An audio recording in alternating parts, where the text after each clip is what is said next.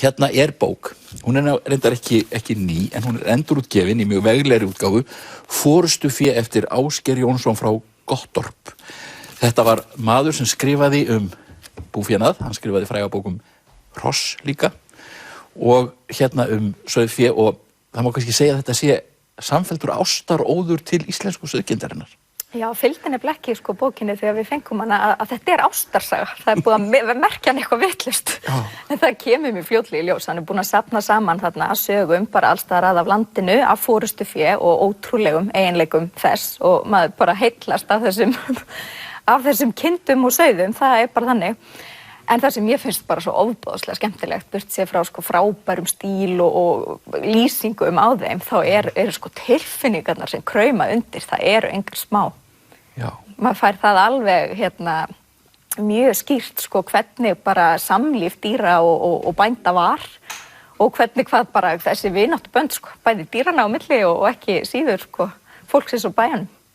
Já, og náttúrulega bara hvernig í rauninni þessi merkilegi stofn, þessi forystufjárstofn hefur sko átt sinn þátt í að halda lífinu í fólki. Já. Þar sem að var treyst á vetrarbeit og allra veðra var von og veðurglöggar kindur gátu bjargað heilu bústofnunum og þar með afkomu fjölskyldnanna.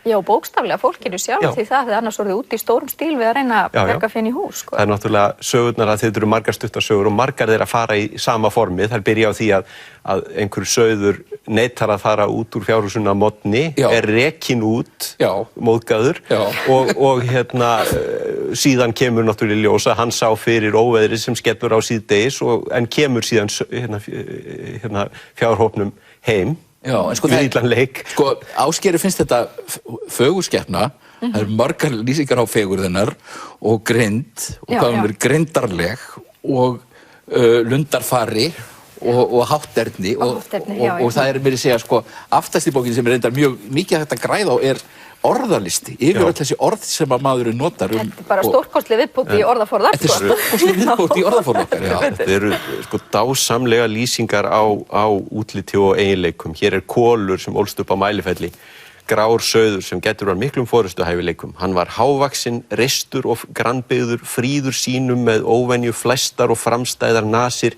og fallegan féskúf á nasarhryggnum, úthyrndur og grannhyrndur, svipurinn hörkulegur og augnaráðið kvikult og órólegt. Og hér sko síðasti blundur kúluglúms. Svo skeiði eitt sólríkan morgun að öldungurinn lá á blómabeði sínum í gróandi túninu skammt frá bænum með góðmeti, aðflutt víðilauf og mjólkurskál fyrir framan sig. Hann lá í dvala, smákiftist við og hreyfði lítið eitt limina. Veikur titringur fór líkamann, hann rétti frá sér fæturna og sofnaði síðasta blundin.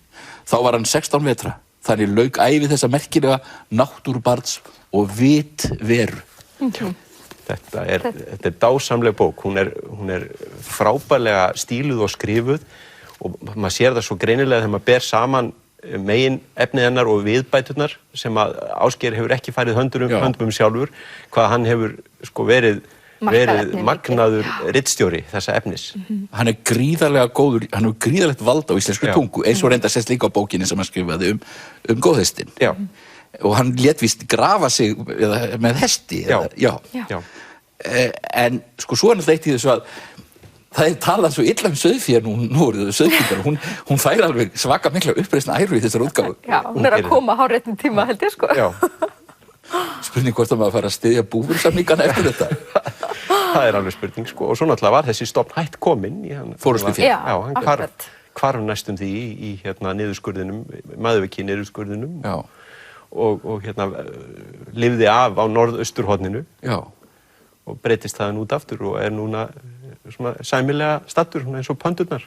Þannig að þetta svona ævintýrasaga líka. Strákapöndur, já.